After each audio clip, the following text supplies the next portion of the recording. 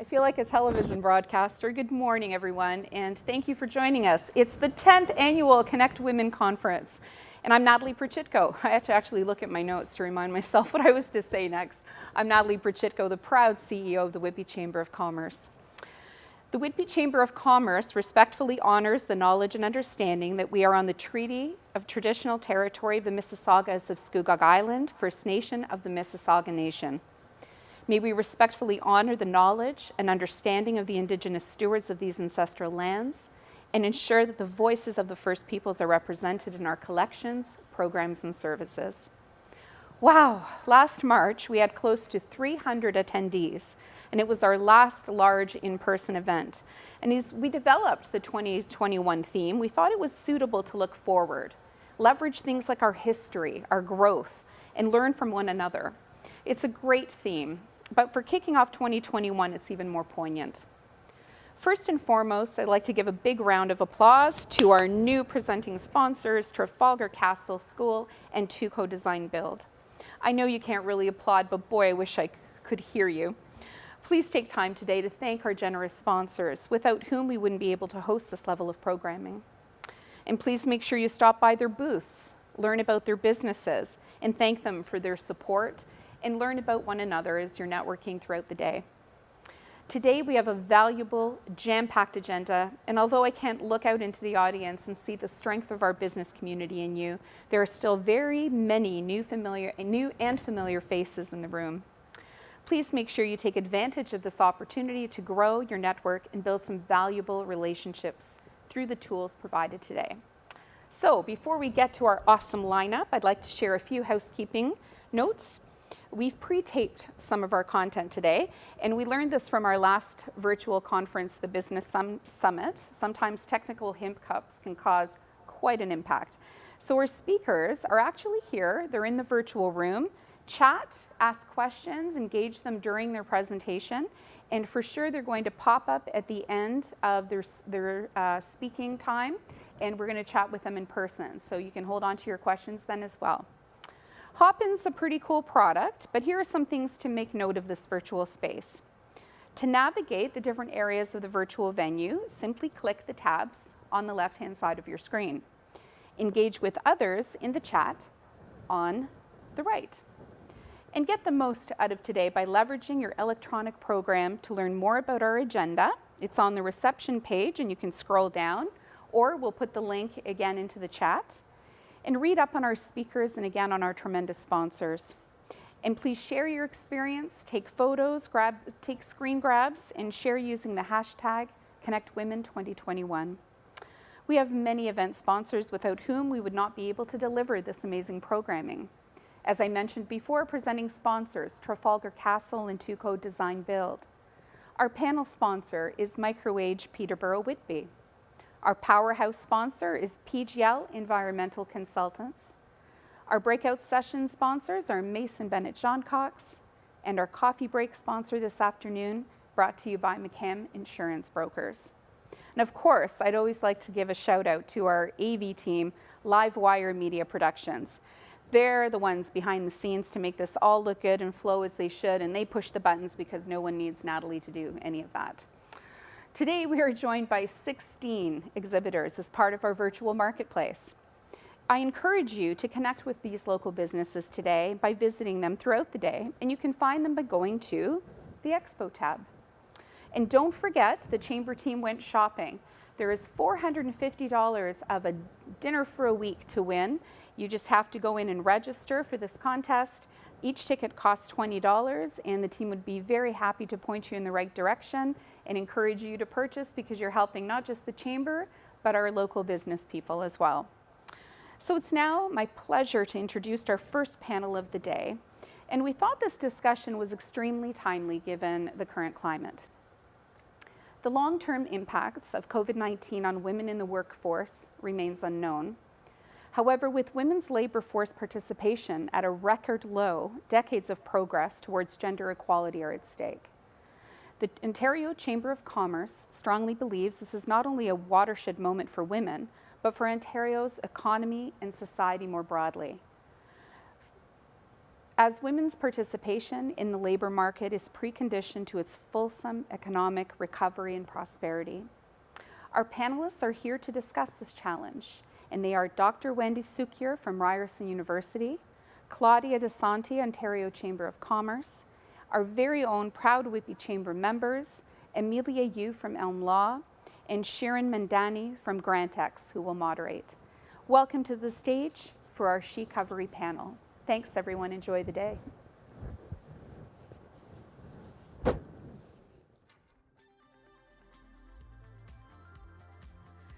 Hello, everyone. Thank you for joining. My name is Shirin Mandani, and I am your moderator for this session. I'm the president and CEO of GrantX Inc. GrantX Inc. provides resource development to not-for-profits and charitable organizations. I have here with me three panelists: Dr. Wendy Cukier from Ryerson University, Claudia Dessanti from Ontario Chamber of Commerce, and Amelia Yiu from ELM Law. I would like each one of you to introduce yourself. We'll go first with Dr. Cukier, then Claudia, and then Amelia. Thanks so much for that introduction. My name's Wendy Cukier, and I'm a professor in the Ted Rogers School of Management in Entrepreneurship and Strategy. I also lead the Diversity Institute, and the Diversity Institute has been around for about 20 years. We have 100 full-time staff, and we have a number of big research projects that relate to the conversation today. One is around women in entrepreneurship, another is around diversity and gender in leadership, and another is around future skills and the implications for diversity. So I'm really pleased to be here. And, you know, our real preoccupation is what can we do to help small, medium enterprises in particular post-pandemic. And this issue is critically important to our economic recovery. That's true. Okay, so we'll go to now Amelia Yiu, and if you can share about yourself. Sure. I am a co-owner of a law firm in Whitby. My co-owner is Stephanie Ostrom, who's a local family lawyer here. And we have our firm is located in downtown Whitby, right off of Brock Street. You might have seen the sign with the tree. And we've just been working in the community, and I'm deeply interested in these issues as well, because our firm is an all-female firm. And these issues affect us very deeply. Excellent. And now I would want Claudia to share about yourself. And my name is Claudia Dessanti. I'm a senior policy analyst at the Ontario Chamber of Commerce. And my job in a nutshell is to engage in policy and advocacy work around issues that matter to businesses across Ontario. So that includes everything from energy, environment, data policy, economic development, housing, and more recently around diversity and inclusion. And it's a pleasure to be here today. Okay, thank you. So Claudia, if you can please tell me a little bit more detail about what the She-Covery Project is. Sure. So early on in the pandemic, we started seeing some evidence that the economic crisis caused by the pandemic was having a disproportionate impact on women. And this was showing up pretty much immediately in the job numbers that Statistics Canada publishes every month. So we became quite concerned at the Chamber because we know that women's participation in the economy is not only important for women themselves, but it's critical to the competitiveness of our economy as a whole. So it's very much a business issue as well as a social one. And we wanted to dig deeper and understand what was going on and what the long-term implications would be. So fast forward a few months, we released this report called the She-Covery Project through a partnership with the Women Entrepreneurship Knowledge Hub at Ryerson and Ontario Power Generation.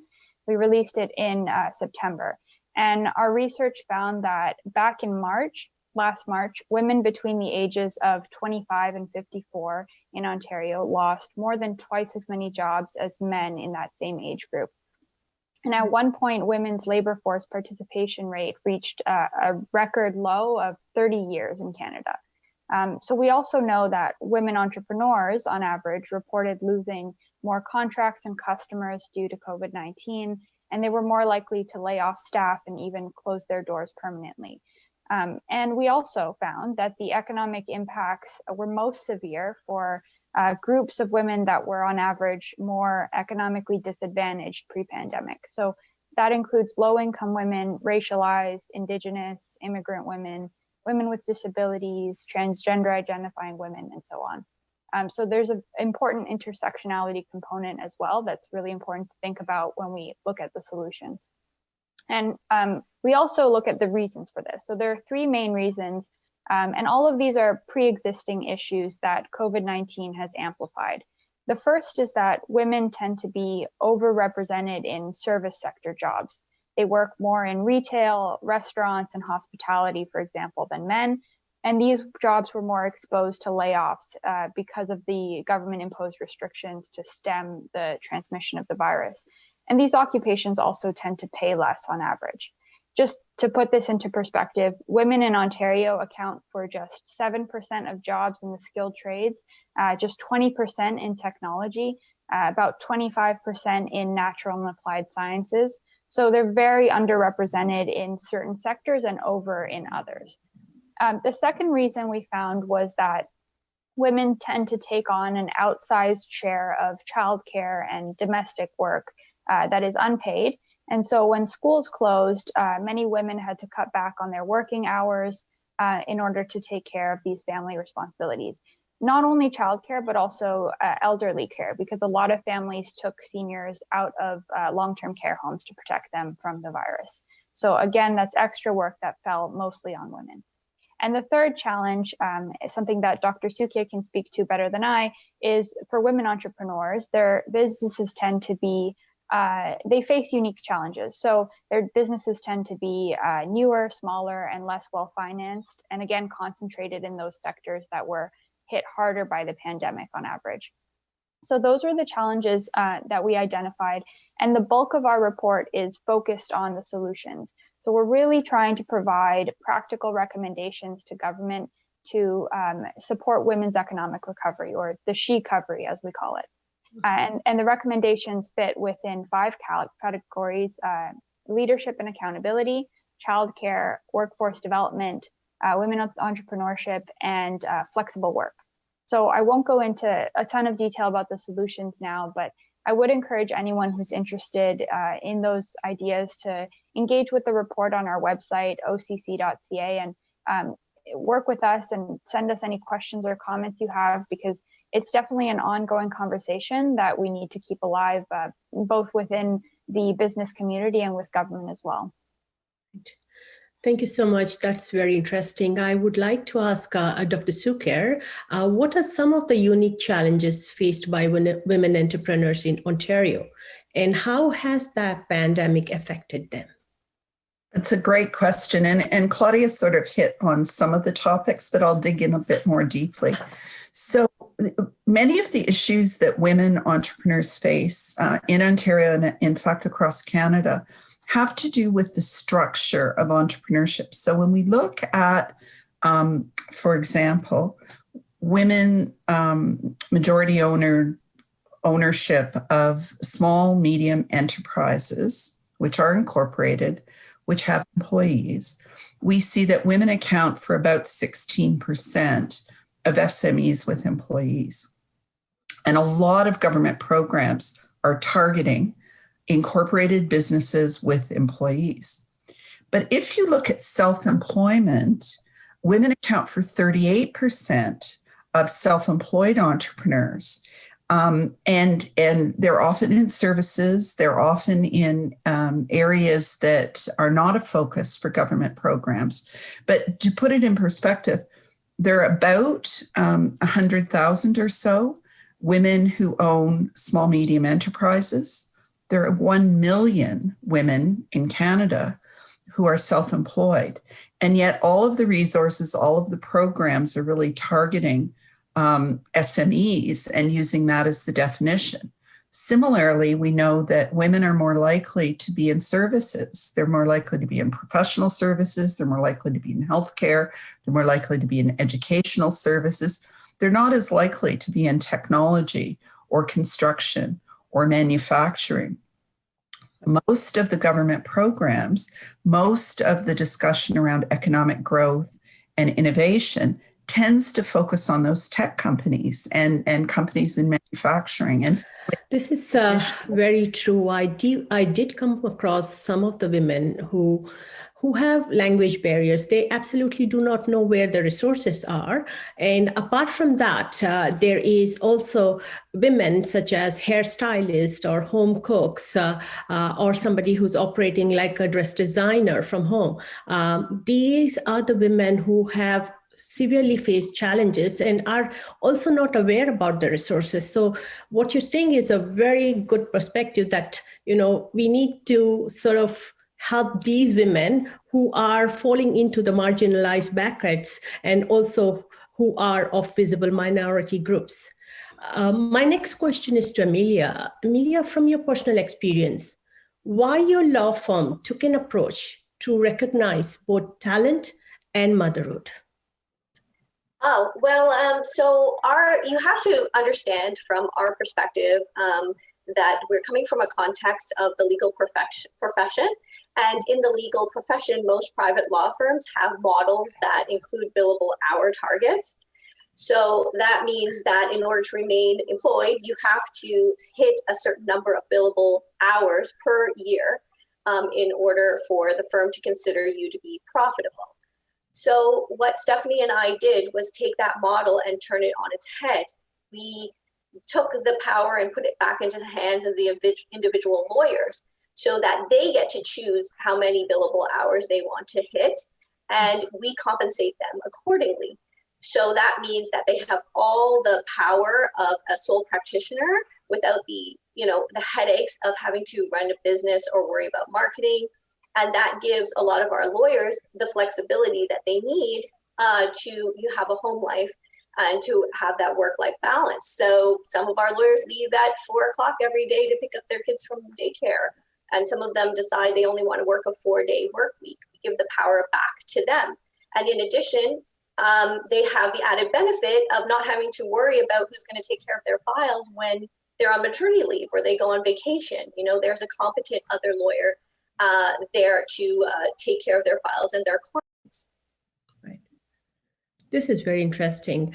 Now, I want to mention that research has found tremendous impacts on financing, access to markets, access to procurement, childcare, etc. Claudia, could you please tell me more about that?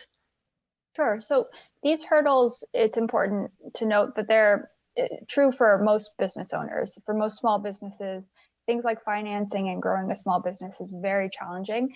And the pandemic has made day-to-day survival even more difficult. Most of them have had to pivot substantially, whether that's shifting to e-commerce or completely retooling their operations. And those things take time and money. But for women, it's much harder to do when you have that extra family care, whether it's childcare or elderly care. And on top of that, the challenges that Dr. Cukier mentioned in terms of ineligibility for government supports. So a lot of these challenges tended to affect women disproportionately. But if you look at something like access to capital, for example, the reality even pre-pandemic was that many small businesses couldn't afford to take on more debt.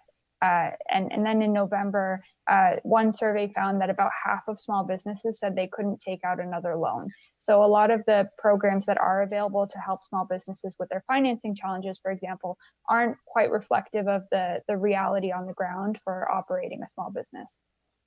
Right. So, Dr. Cukier, from your research perspective, what do you think are the key differences in types of businesses typically run by men versus women?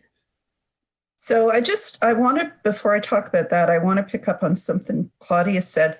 There was a survey that was done of businesses that said half couldn't take on more debt.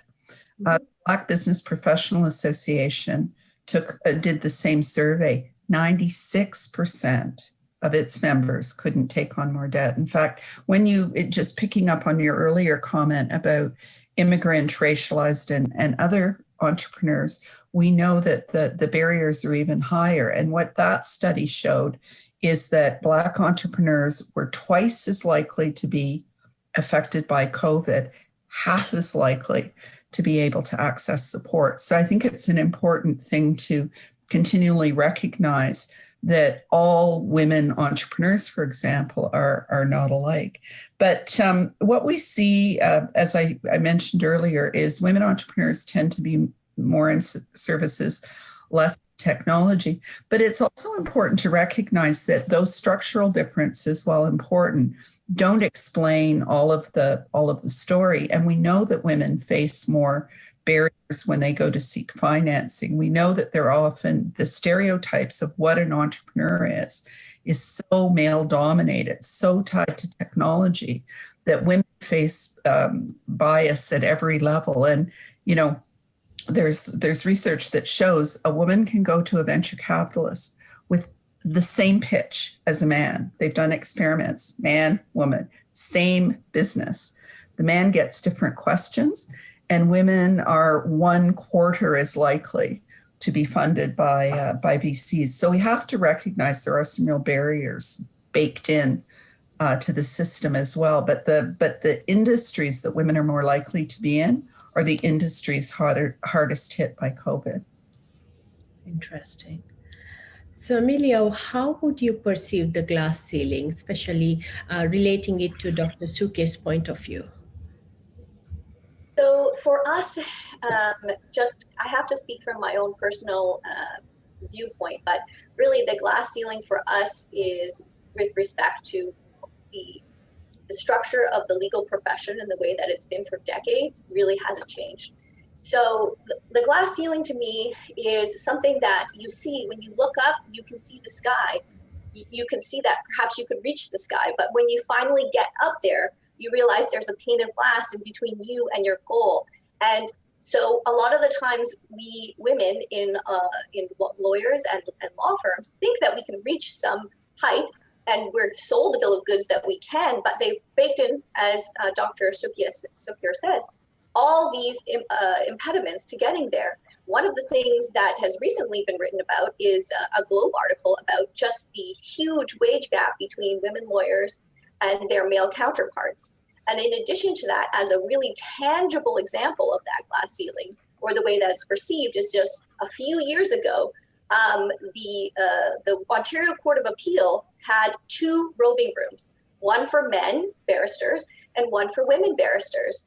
And it was only just recently, a few years ago, that we discovered that the robing room for men was absolutely ostentatious, beautiful, had so many, accoutrements, and our robing room was like a small, several broken lockers, a broken telephone that could only fit, standing room only. And the only way that we figured that out was that one of us women walked into the men's robing room by accident and recognized the huge inequality. But we had been using that robing room for years, not knowing what the other side looked like, of course. How we should know that the other robing room was so much more beautiful than ours, right? And so much more spacious. So that's part of the story of the glass ceiling.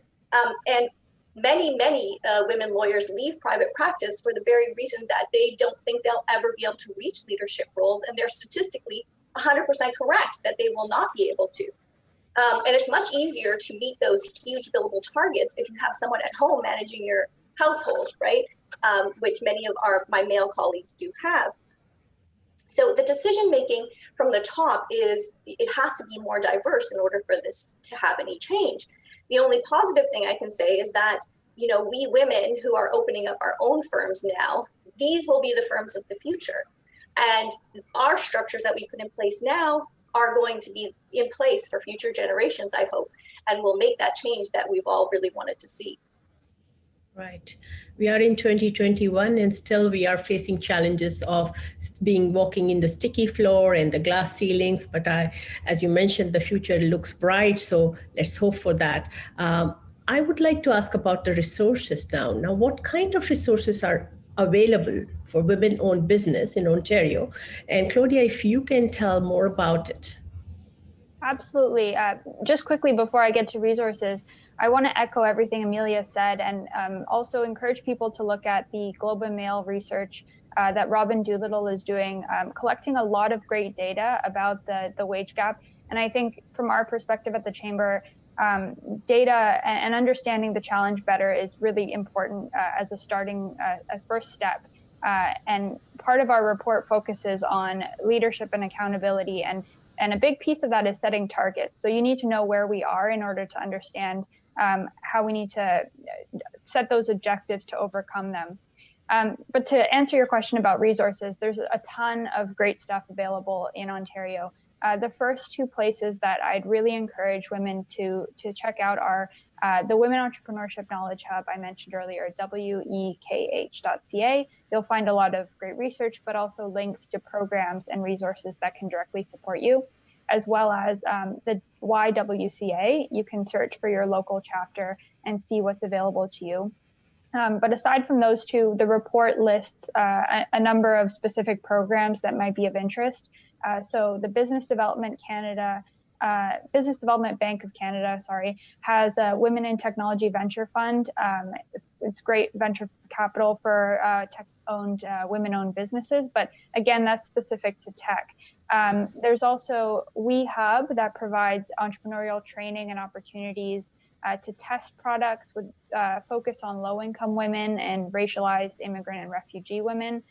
There's She-Covery supports the growth of women-led ventures that have a social objective beyond just profit.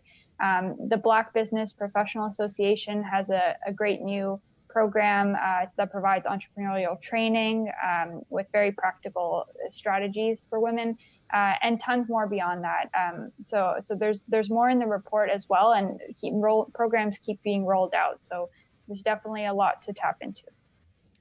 Thank you. I personally would like to know more. So please, Dr. Cukier, if you can expand on Claudia's comments related to what other resources are available. Yeah, I think there are lots of resources. One of the challenges is navigating them. And, both the provincial and the federal government, I don't know the provincial government's website, but they also have resources at the local and provincial level. And at the federal level, innovation.ca is kind of my go-to place to try to figure out all the government programs, because right now, as you know, both the provincial and the federal government are trying to provide supports. The Ontario Chamber of Commerce, in fact, has emergency COVID relief. The Chamber is also providing subsidies for students to come and work at SMEs. There's funding available to support research and development. Sometimes there are grants targeting particular groups. And of course, every woman needs to have a good relationship with a financial institution. That is just absolutely fundamental. And one of the things we're really trying to focus on is getting women to understand that it's better to use other people's money to grow your business than to rely on your credit cards or your own resources. And financial literacy for women is fundamental. But I also wanted to, just picking up on what Amelia said, the other thing that I think bridges what women entrepreneurs need and the policy discussion is looking at procurement, looking at really putting your money where your mouth is, whether you're a large bank, whether you're Loblaws or Starbucks or the government, or frankly, whether you're large firms that procure legal services. One of the most effective ways to level the playing field is to start to really put your money where your mouth is. And I can give you a really good example. Legal Leaders for Diversity was formed by Bay Street law firms, by legal counsels in large corporations. So in addition to the Bay Street law firms, Sobeys will have a lawyer, RBC will have a lawyer. So the in-house legal counsels often buy services from the big law firms. And they just said, we are going to think about diversity when we make our decisions about who we're going to give our money to. Organizations to do the same thing when it comes to communications and marketing and construction. Governments can start to build in preferential procurement where they say, we're going to give extra points. We're going to give extra points if your company hits certain diversity and inclusion targets. And I think that honestly, procurement, which is discussed in the report, is the single most important lever for driving change and creating opportunities for women-led businesses. Yes, I agree. Amelia, what are your thoughts on this critical subject in terms of particularly post-pandemic and the future state? Well, I think that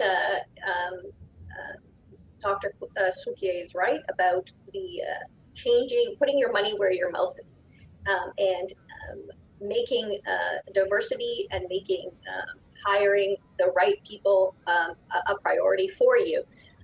And so I really think that's going to be part of the post-pandemic world. You know, for us, the pandemic hit us quite hard, even though we were really lucky that we had all the setup to work from home and we had all the technology to do that. But we're a firm that is owned by women, you know, staffed by women, and the lawyers are all women too. So a lot of them did take on that extra childcare piece that everyone is talking about. So even if we did have all the technology to work from home, how easy is it to work from home when you are educating your children at the same time? I personally have 4 children. So, you know, 3 of them of school age. I am lucky to have a husband who is also working from home, and my mother lives with us. I'm lucky to have a pretty good village, but not everybody has that. So, you know, for our firm, we kind of made up for the lack of resources that were being provided in other places by, you know, before the lockdown, we sort of turned our unused boardrooms, because we weren't seeing anybody, into virtual classrooms for our staff's children and for our lawyers, so they could, if they needed to come to the office to get work done, they could bring their children in, they could do their virtual schooling, the older children could help the younger children to get online. And, you know, we made do. We bought some snacks and, you know, some coloring books, and we made do for that time so that we could give that support to our staff and to our lawyers. But that's sort of, you know, a fallback. We have to make do. But I would love to see more resources for women entrepreneurs and for women in the workforce, and for them not to fail, you know, mothers, and to just look to them to pick up the ball where it's been dropped by everybody else. Can I just add one point to that? Because there are structural issues. You know, someone can write off a golf membership as a legitimate business expense. They can't write off their childcare. They can't write off housekeeping services. There is something, you know, that is really baked into a lot of these systems. Because I agree. I think access to childcare is the great equalizer, and we see that in Quebec, right? Quebec women are more likely to be in leadership roles. They're more likely the wage gap is less because in Quebec women have more options for childcare. Absolutely, absolutely, I agree. Right, and it will be challenging after, especially the post-pandemic state, when you have to adjust to the new norm, particularly for women who are single parents, affordability of childcare, and if they are into the workforce or if they are not, it will be a completely different scenario then. Claudia, what would you identify the key learning as a result of this? And what are the considerations for businesses of all shapes and sizes? One thing that really struck me, you know, is that there's so much great work that's being done there by organizations and individuals. Amelia just mentioned some initiative that her own firm took, and we heard so many stories like these. Leaders, employers, workers, taking the initiative to implement very progressive HR policies and even childcare support. But a lot of that work is done in sort of silos. So often the learnings stay within the confines of that organization. And what we really need to do next is take stock of what's working, double down on those investments of programs and initiatives that have proven successful, and share best practices. You know, just shout from the rooftops, because we're a long way from perfect gender equality in the workforce, but there's a lot that we can do just by amplifying and coordinating the great work that is already being done. Excellent. So Dr. Cukier, please, finally, can you share about your thoughts and what would be the call for action?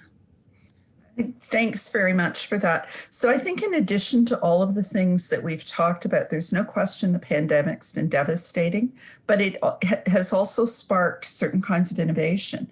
The shift, for example, to digital platforms opens up massive opportunities to go global, right? If you're selling your wares in a local store, now you're on the internet, you actually can start exporting. And I think that, just to Claudia's point, the innovations that have been developed across the sector really need to be documented and amplified.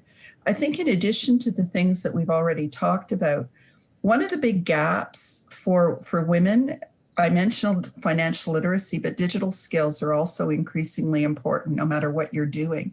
And one of our big priorities is to try to get both the provincial government and the federal government to recognize in their skills development strategies that to date, most of the focus has been on large companies. If you look at who sits around the table to talk about skills and talent, it's mostly the banks and the big consulting firms and the big manufacturers. Often SMEs aren't there, even though SMEs account for 80 to 90% of the jobs. So when we're thinking about our strategy for reskilling and upskilling and preparing small businesses to compete, we have to make sure that they're at the table and have access to resources. So I think the whole skilling area and training area is something we really need to focus on. I think the investments in innovation and R&D, we need to break this stranglehold that the tech sector has on those resources and recognize that even if you're selling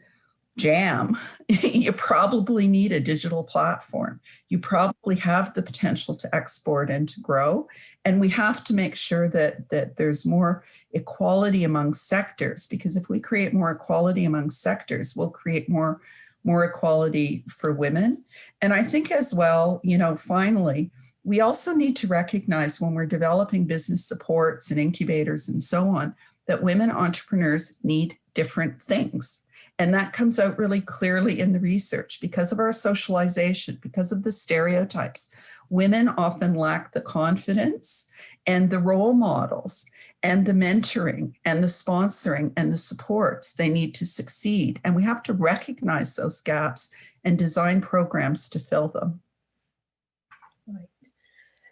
Okay, thank you everybody for this. This was a very informative session, and I'm sure our viewers have found this helpful, as I particularly did. And thank you for joining today. Whew, that was a really intense session and very, very quick. So I think there were tons of links getting put into the chat. Somebody asked, I think it was Kim, asked if we could collect them. So I know Brenda and Lorna are all over it. One's in the event chat, one is on the stage chat, just to try to collect as many of the links that were provided by everybody. Thank you so much for being super engaged in the chat. I think it's really important that we continue this dialogue. Our speakers are in the room, and we're actually going to pull them up now. I want to thank them and also ask a few questions. So we've been monitoring the chat. Riley reminded everybody again to put questions into the chat. But what I wanted to do is, oh, they're just getting popped in now. Hey guys, nice to see you. Hello. Hello, and it's always good to try to do this in pre-record. So hopefully we never have to do this again. But I suspect, at least for this next year, having conferences like this and trying to pre-record the content is ideal, especially when you get 4 panelists. And I can see we're still trying to get our other 2 on. Oh, we only have 3 right now. I think the 3rd is just joining us. What I wanted to do is ask you, and I guess we can start with Amelia and Dr. Cukier. There was so much that you communicate that I was trying to think of, if I was going to take something away, I as a leader, I as a woman in this community, any one of us that is listening, what's the one thing that you would want to pull, or if you had a magic wand you could change, or we could individually change, what would you suggest? Amelia, I'm going to go to you first. I think you had tons of interesting ideas, and I love the fact that you referenced your son helping on computer. But what would you necessarily change or ask us to all change? I think, like, as women entrepreneurs, many times we are conditioned by society to think that maybe we're not qualified enough, or maybe we shouldn't go for what we really want at the end of the day. So one of the things that I tell my other lawyers here is, I say, for example, my name is Amelia. I'm like, you have an alter ego, I have an alter ego, and he's a man, and his name is Andy. Would he ask for it? Yes, he would. Would he ask for more money? Yes, he would. Would he ask for this audacious thing? Of course he would. He would have the audacity. So why don't I? I have to have a male alter ego and think, if he would do it, then I would do it too. Aha. Okay, so create that male alter ego. Have that confidence. Thank you, thank you, thank you. If I could change one thing, Dr. Cukier, what would you recommend? I would say something very similar. Learn to ask and learn to give. Women need less training to give. They need a lot more coaching to ask. And we actually have an Ask Give platform so that women entrepreneurs could get on and say, you know, I need to understand what the market for potatoes is like in Poland, or I need to know where I get $5,000. Or does anybody know how to do X, Y, Z? And what's so interesting is women go and they offer to help, but they find it very difficult to ask. So it's, I would say, almost exactly the same thing. Learn to ask, but also, you know, what's the expression? Lift as you rise, and especially, you know, and I would say this particularly as a white woman.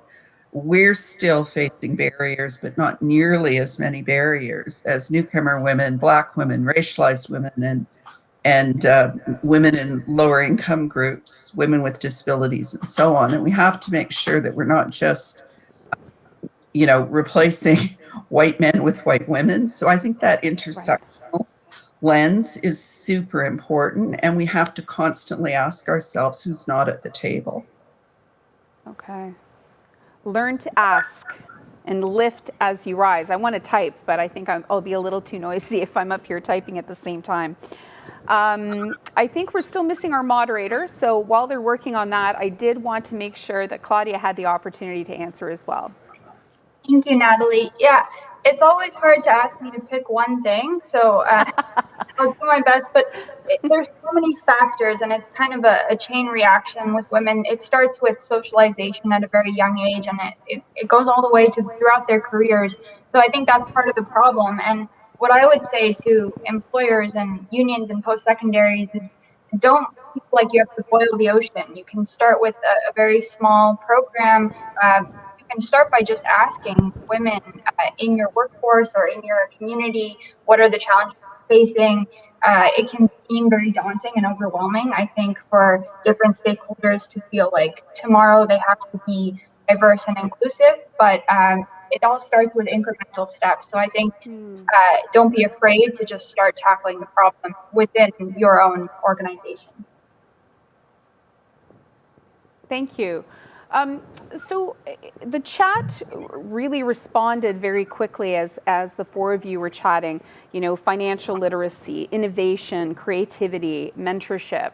So the three of you have actually answered a very sort of strong, you know, learn to ask, lift as you rise. You know, you're communicating sort of chain reaction. Claudia, I loved what you were saying about starting at a very young age. So let's talk about that for a second, because although this is Connect Women, we are, as women, accountable for helping support, raise, mentor, engage women and girls who are growing into women. And I know Girls Inc. is also on the chat. They mentioned looking for board members, so I thought I would plug that.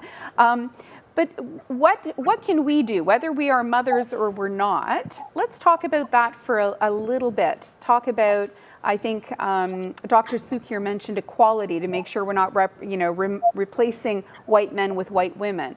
What can women do to engage younger women? What kind of programming or thoughts or thinking should we be considering as we move through our business environment, even with younger employees? As an example, as they come into the workforce, which we have some really great post-secondary institutions here in Ontario, and specifically also here in Durham. What should we be doing? Very long question. I wanted to give you sort of some broad berth.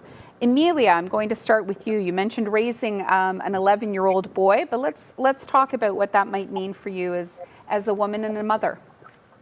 So I have 4 children. I have my 11-year-old son. I have a 9-year-old son, and then I have a 6-year-old daughter and a 2-year-old son. Again, a lot of men, a lot of boys in my life.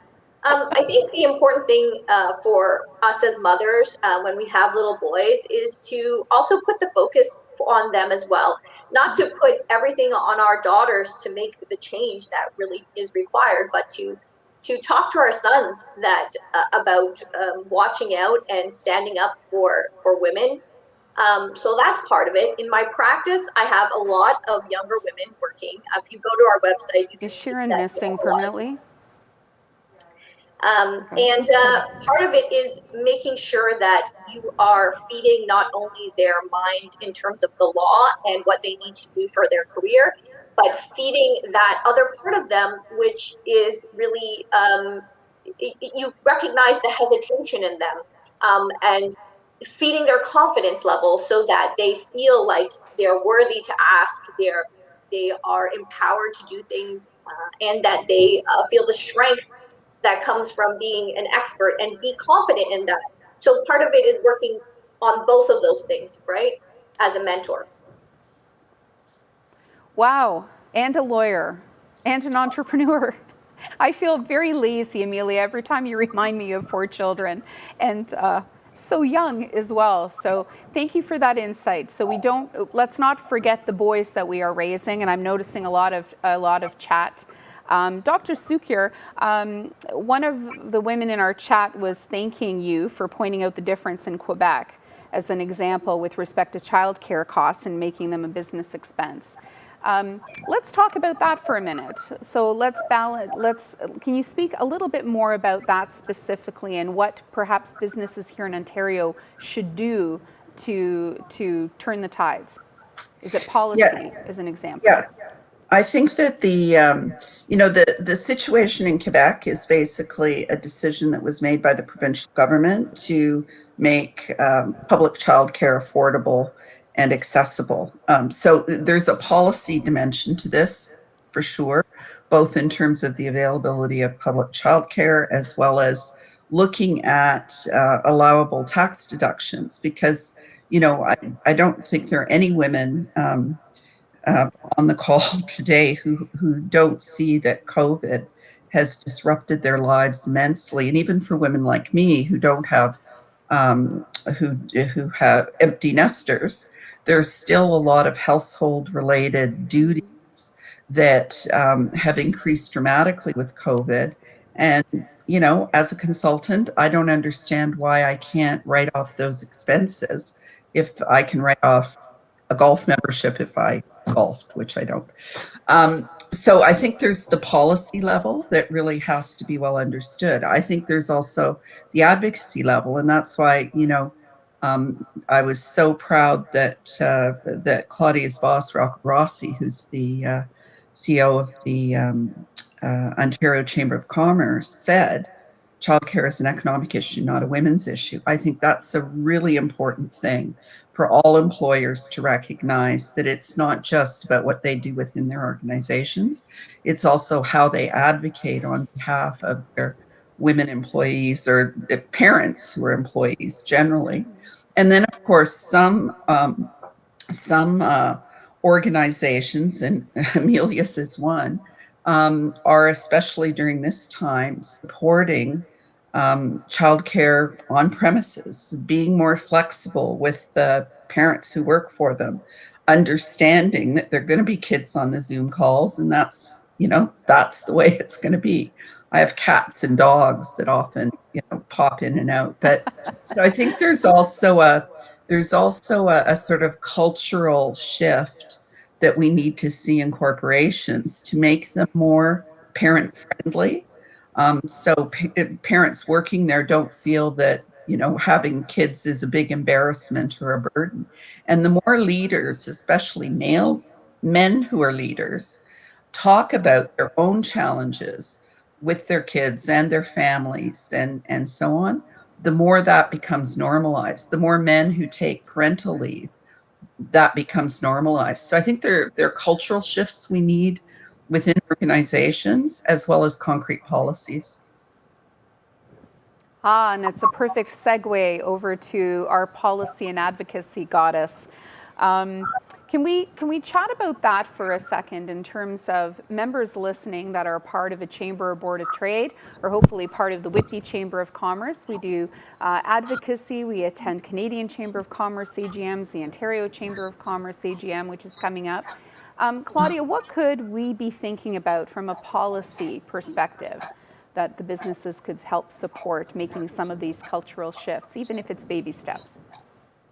Yeah, I think that's a great question. And there's so much that we can do from a policy perspective, but if you don't have recognition at the business level that this is a business and that it's good for their productivity, it's very unlikely that we'll see enough pressure to make those changes. So I think it starts with understanding how this actually helps your organization, and things like flexible work and the ability for an employee to be themselves at work. It's not just for them, but it really does make them more productive, and they end up satisfied with their jobs. They stay longer, they do better. So we do need to sort of make sure that leaders across the board understand the benefits of this. And the good thing is that there's so much research backing that up. There are studies showing that, for example, in Japan, Microsoft piloted a flexible work program, and they found that their sales increased by 40%. So just allowing people to work in their own time as much as possible, which varies according to different organizations. But if leaders can see that that actually translates into better outcomes, then we'll start to see those big shifts, and we are seeing that. Wonderful, thank you. Parting wisdom before we jump to our next speaker. Was there something that you felt either in watching yourself be interviewed, which is probably the worst thing ever because you sit there and criticize, you say too many times, or maybe you shouldn't have worn that particular color. Is there anything in terms of watching this and listening to the chat that you wanted to highlight as a key learning before we jump?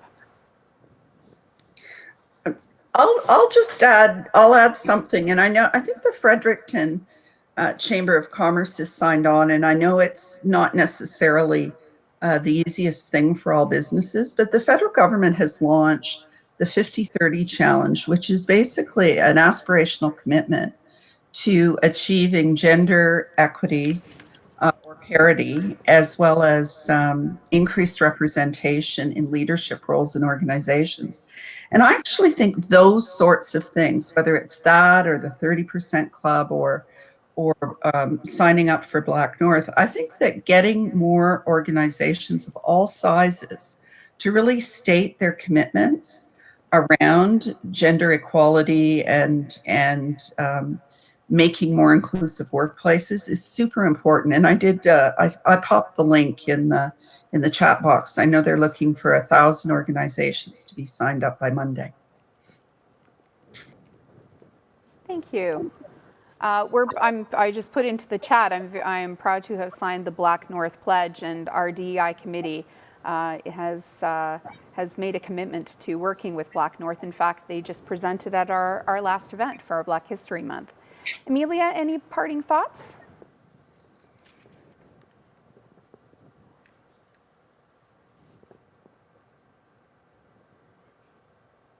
Oh, I think we're having problems. I am. There you go. There she is. Parting words are make sure you're not on mute before you talk.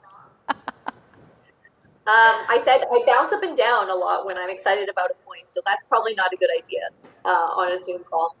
I guess part of what I gleaned from the conversation, which I didn't realize at all, was just the number of policies and barriers that there are to making women's equality really work, because that phrase of baked in, meaning it's really hard to separate one piece from another because it's all together from a policy standpoint, really difficult to disentangle. So, for example, the golf membership that Dr. Cukier mentioned, like I can write that off. Sure, I could write off a number of things that are really male centric, but I can't write off my childcare expenses. I can't write off other things. And I actually only came to that realization through this conversation, which is a little bit crazy to me, but. Very good point. I think we're all having a lot of aha moments today. You mentioned jumping up a little bit. I flail my hands when I get really excited about something. I've tried to hold my hands behind my back, and I tend not to be as effective a speaker, so bear with me. And last, but certainly not least, I wanted to also give a shout out to Claudia, who was the author of the She-Covery Project. So yay to Claudia. Any parting wisdom before we go and I start? I thank you formally again and send you on your way. Hopefully you can stay for the majority of the day. Over to Claudia for parting wisdom. Thank you for that. It was a team effort. Wendy also played a large role. But parting thought, I think, is that we're at a critical juncture right now. More people are talking about the challenges that women face and the solutions that we could apply to them than ever before. So we can't take our feet off the gas pedal, and everyone can play a role in this. If you contact your local elected official and you let them know that these are concerns and that you want to see change right now, the budgets are coming out. It's a bit late to change them, I think, but there will be a lot of economic recovery planning in the next few months. So if we can all collectively push this message, we will see policy change. And if we don't do it now, it's not looking good for the next while, because there was definitely a crisis for women that sparked a lot of conversations like this one. Learn to ask. That's the final parting wisdom. Thank you so much. And thank you again to all of our panelists. Sorry, Shirin, you weren't able to jump on. I did highlight GrantX, the Ontario Chamber of Commerce, Ryerson University, as well as Elm Law in our chat. And as again, as mentioned, there are lots of great links getting put into the chat. We will be collecting them throughout the day and send them to participants. You're going to get a lot of links, and hopefully they're extremely helpful. Thank you all for joining us. We are now jumping to